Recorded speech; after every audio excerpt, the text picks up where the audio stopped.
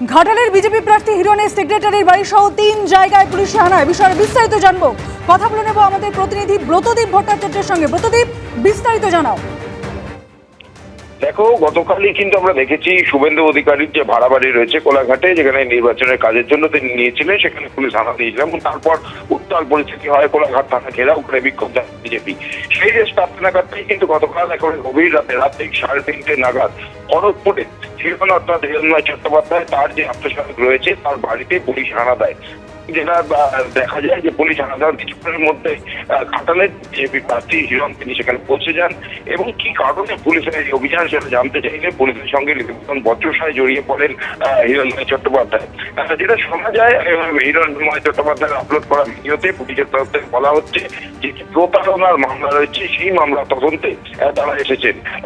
খড়গপুরে হিরণ চট্টোপাধ্যায়ের যে আত্মসহায়ক সমগ্র দে তার বাড়িতে যেমন অভিযান চালিয়েছে পুলিশ, ঠিক একইভাবে কেশপুরে বিজেপির কেশপুরের সম্পাদক সৌমেন মিশ্র এবং একই সঙ্গে মেদিনীপুরে আরও এক বিজেপি নেতা, তিনি মেদিনীপুরের সাধারণ সম্পাদক তন্ময় ঘোষ, এই দুজনের বাড়িতে কিন্তু একই সঙ্গে পুলিশ অভিযান হয়েছে।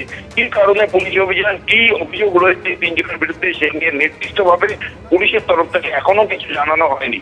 যে ভিডিও হিরণ চট্টোপাধ্যায় তিনি আপলোড করেছেন সোশ্যাল মাধ্যমে, সেই সময় পুলিশকে বলতে শোনা যাচ্ছে কর্তব্যরত যিনি পুলিশ অফিসার এসেছিলেন তমঙ্গলের বাড়িতে যে একটি প্রতারণার মামলা রয়েছে এবং সেই মামলার তদন্তেই তারা এসেছেন। স্বাভাবিকভাবেই এই ঘটনা নিয়ে কিন্তু রাজনৈতিক প্রতিহিংসার অভিযোগ তুলছে বিজেপির যেটা অভিযোগ যে বিভিন্ন সময় তাদের কর্মীরা যখন আক্রান্ত হয়েছে কিংবা তৃণমূলের বেশ কিছু লোকের বিরুদ্ধে যখন তারা অভিযোগ করতে গেছেন, প্রতারণার অভিযোগ হয়েছে, চাকরি দেওয়ার নামে টাকা আত্মসাৎ করার অভিযোগও ছিল বা তৃণমূল প্রার্থীর যে আত্মসাৎ তার বিরুদ্ধে, সেই ধরনের অভিযোগ পুলিশের কাছে জানাতে গেলে পুলিশ কোনো রকম পদক্ষেপ করেনি।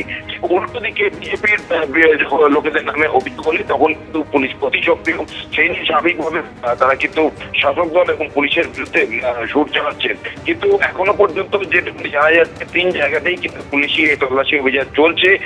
একদিকে যেমন হিরণের আত্মসহায়ক সমগ্র দে তার খড়গপুরের বাড়িতে তল্লাশি অভিযান চলছে, ঠিক তেমন ভাবেই কেশপুরে সৌমেন মিশ্র নামে আরেক বিজেপি নেতা এবং মেদিনীপুরে তন্ময় ঘোষ নামে আরো এক বিজেপি নেতা, এই দুজনের বাড়িতেও কিন্তু একই সঙ্গে তল্লাশি চলছে। এই দুজন হিরণের ঘনিষ্ঠ বলে পরিচিত এবং নির্বাচনের কাজে তারা হিরণের সঙ্গেই থাকছে এবং সেখানেই কিন্তু হিরণের অভিযোগ যে যারা রয়েছে তার সঙ্গে তার আত্মসহায়ক এবং তার ঘনিষ্ঠরা, তুমি জানো কিছুদিন পরেই 25শে মে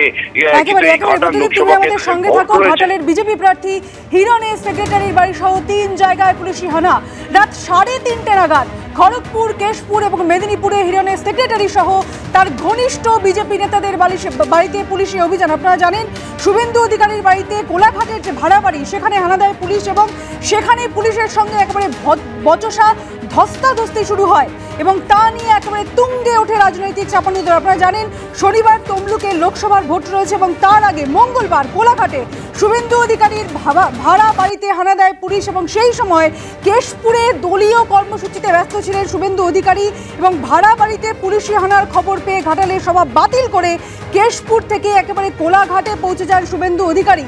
পুলিশের সঙ্গে একবারে বচসা ধস্তাধস্তি শুরু হয় এবং তা নিয়ে তুঙ্গে ওঠে রাজনৈতিক চর্চা এবং তারপর শুভেন্দু অধিকারীর পর এবার ঘাটালের বিজেপি প্রার্থী হিরণের সেক্রেটারির বাড়ি সহ 3 জায়গায় পুলিশি হানা। রাত 3:30 নাগাদ খড়গপুর, কেশপুর এবং মেদিনীপুরে হিরণের সেক্রেটারি সহ তার ঘনিষ্ঠ বিজেপি নেতাদের বাড়িতে পুলিশি অভিযান।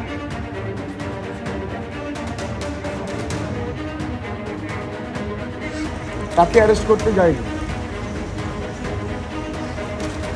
পুলিশ তাকে অ্যারেস্ট করতে যায়নি।